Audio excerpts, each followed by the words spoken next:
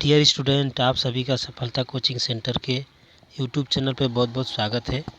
प्रिय छात्रों, math series को आगे बढ़ाते हुए आज हम पढ़ेंगे क्लास 9th का चैप्टर नंबर 1 का क्वेश्चन नंबर 2। तो समय न गवाते हुए आइए सीधा हम लोग चलते हैं क्वेश्चन पे। तो यहाँ ध्यान दीजिएगा, यहाँ पे क्वेश्चन आपका दिया हुआ है कि 3 और 4 के बीच में 6 परिमेय संख्या ज्ञात कीजिए।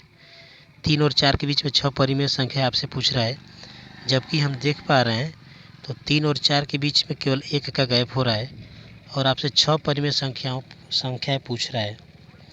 और हम रियल में देखें तो 1 का गैप हो रहा है, तो हमें 6 परिमेय संख्या पूछा जा रहा है। तो हम लोग इसके बीच में ऐसा गैप बनाएंगे कि 6 परिमेय संख्या हम लोग लिख सकें। तो देखिए, इसके लिए हम लोग करेंगे क्या, यहाँ पे हम लोग लिख देंगे 3 और यहाँ पे लिख देंगे हम लोग 4। फिर इस 3 और 4 के यदि हम जोड़ें तो 3 और 4 के यदि हम जोड़े तो हो जाएगा 7। उस 7 का हम इसमें भी गुणा कर देंगे, 7 का गुणा भी कर देंगे और 7 का भाग भी कर देंगे। क्योंकि किसी भी संख्या में हम लोग गुणा भी कर दे और फिर उसी संख्या से भाग भी कर दे तो मान में परिवर्तन नहीं माना जाता है। फिर यहाँ पे आप 7 का गुणा भी कर देंगे, 7 का भाग भी कर देंगे। तो देखिए 7 तरीके यहाँ पे हो जाएगा आपका 21 बट्टे में 7 और यहाँ पे हम लोग लिख सकते हैं 4 7 28 बट्टे में 7। यानी फाइनली हम लोग क्या लिखेंगे, 21 बट्टे 7 और 28 बट्टे 7। अभी मैं यहाँ आपको बता दूँ, देखिए यहाँ पे देखिए ये चीज़ मैं मिटा दे रहा हूँ अभी। तो गुणा करने के बाद आपका क्या आया, देखिए यहाँ पे 21 बट्टे 7 आ गया है 21 बट्टे में 7। यहाँ आपका आ गया है 28 बट्टे में 7। अब देखिए हम इसे बढ़ाते जाएंगे। देखिए 21 और 28 के बीच में आपको कितना गैप दिख रहा है, 6 का गैप दिख रहा है 21 और 28 के बीच में। जैसे में 21 के बाद हम अगली संख्या लें तो हो जाएगा 22 बट्टे में 7। 22 के बाद अगली संख्या आपकी हो जाएगी 23 बट्टे में 7। इसके बाद अगली संख्या आपकी हो जाएगी 24 बट्टे में 7। फिर इसके बाद अगली संख्या हो जाएगी 25 बट्टे में 7। फिर अगली संख्या 26 बट्टे में 7। फिर आपकी अगली संख्या 27 बट्टे में 7। तो यही जो संख्या है यही आपका हो जाएंगी आंसर।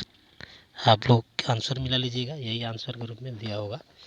तो इस प्रकार हम लोगों ने क्वेश्चन नंबर 1 यानी क्वेश्चन नंबर 2 देख लिया। अब हम लोग चलते हैं क्वेश्चन नंबर, इसके अगले जो भी क्वेश्चन होगा उस पर चलते हैं। तो देखिए हम लोग आ चुके हैं क्वेश्चन नंबर 3 पे। तो यहाँ पर भी हम देख पाएंगे हमें लिखा हुआ है 3 बट्टे 5 और 4 बट्टे 5 के बीच में 5 परिमेय संख्या पूछा जा रहा है। तो हम यहाँ पे ऊपर देखेंगे, हमें यहाँ पे लिखा है 3, यहाँ पे 4। 3 और 4 के बीच में हम देख पा रहे हैं कि हमें एक ही का गैप मिल रहा है और आपसे पूछा जा रहा है 5 परिमेय संख्याओं 5 परिमेय संख्या पूछी जा रही है। तो फिर हम वही काम करेंगे जो हम लोग पीछे किए थे, इसमें हम लोग गैप बनाएंगे। देखिए यहाँ 3 बट्टे में 5 है, यहाँ पे आपका 4 बट्टे में 5 दिया हुआ है। यदि इसमें हम क्या कर दें, यदि इसमें ऊपर और नीचे हम कर दें 10 से गुणा, 10 से यदि हम गुणा कर दें ऊपर भी और नीचे भी, तो यहाँ पे आपका हो जाएगा 30 बट्टे में 50 और यहाँ पे आपका हो जाएगा 40 बट्टे में 50। यानी ये दोनों संख्याएं आपको यहाँ पे ले लेनी है। यहाँ पे लिख लेना है 30 बट्टे में 50 और यहाँ पे 40 बट्टे में 50। अब इसमें 5 परिमेय संख्या पूछी जा रही है, तो आप लोग क्रम से लिख दीजिए। 30 के बाद आपका आ जाएगा 31 बट्टे 50, यहाँ पे 32 बट्टे 50। फिर यहाँ पे 33 बट्टे में 50। फिर आपका हो जाएगा 34 बट्टे 50 और एक और आपका हो जाएगा 35 बट्टे में 50। तो यहाँ से यहाँ तक जो भी संख्या हम लोग इसके बीच में निकाले हैं यही आपका हो जाएगा आंसर, यहाँ पे आंसर। इसके बाद हम लोग अगला क्वेश्चन पे चलते हैं, देखते हैं आपका अगला क्वेश्चन क्या है। तो देखिए क्वेश्चन नंबर 4 ये आपके सामने दिया हुआ है।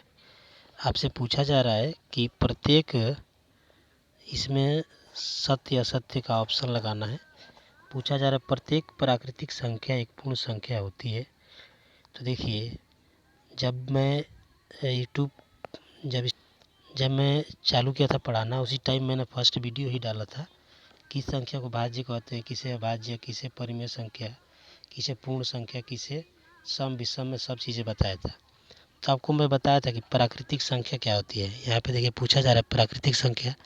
तो देखिए प्राकृतिक संख्या होती है आपकी 1 2 3 4 5, यही मैं बताया था। और ये पूर्ण संख्या क्या होती है, पूर्ण संख्या होती है 0, मतलब यहाँ पे आपका -5 भी हो सकता है, -4, -3, यानी संख्याएं माइनस में भी हो सकती है और प्लस में भी हो सकती है, जैसे 2 3 4 5 ऐसे हो सकती है। तो आपको पूछ रहा है कि क्या प्रत्येक प्राकृतिक संख्या एक पूर्ण संख्या होती है। तो ये तो बात सही है, क्योंकि प्राकृतिक संख्या में पूर्ण संख्याएं आपकी आ जाती हैं। तो पहला का उत्तर आप लोग लिख सकते हैं हाँ, पहला का लिख सकते हैं हाँ, या सत्य लिख सकते हैं। सत्य ही आपको लिखिए, यहाँ पे सत्य असत्य छाटना है तो सत्य लिखिए। तो पहला आपका हो जाएगा सत्य। देखिए दूसरा क्वेश्चन आपका क्या पूछ रहा है, प्रत्येक पूर्णांक संख्या एक पूर्ण संख्या होती है। ये प्रत्येक पूर्णांक एक पूर्ण नहीं होता है, क्योंकि पूर्णांक जो होती है वो माइनस से चालू हो जाती है, -1 -5 -4, उसके बाद मतलब प्लस में भी होती है 1 2 3 4 करके। तो ये तो अभी तो देखेंगे आप। तो ये जो है प्रत्येक पूर्णांक संख्या एक पूर्ण संख्या होती है, ये पूछा जा रहा है आपसे। तो आपका उत्तर होगा कि नहीं, ये आपका उत्तर होगा नहीं। उसी प्रकार तीसरा पूछा जा रहा है प्रत्येक परिमेय संख्या एक पूर्ण संख्या होती है। तो प्रत्येक परिमेय संख्या एक पूर्ण संख्या नहीं होती है, ये भी आपका ऑप्शन हो जाता है नहीं। तो इस प्रकार हम आप लोगों को इस चैप्टर का सलूशन दिए। तो बने रहिए हमारे, और इस वीडियो को अन्य छात्रों तक भेजें ताकि सबका लाभ हो सके, और वह छात्र जिनके पास पैसा नहीं है और जो अच्छे कोचिंग में नहीं पढ़ सकते उनका लाभ हो सके। तो आगे भी मैं आप लोगों को जितने भी चैप्टर हैं सभी का क्वेश्चन नंबर वाइज हल देने वाला हूं। तो बन रहिए मेरे साथ और मुझे सपोर्ट करिए कि ज़्यादा से ज़्यादा शेयर, सब्सक्राइब और लाइक करें, ताकि आप लोगों तक जो भी हमारी नई वीडियो हो वो पहुंच सके। धन्यवाद।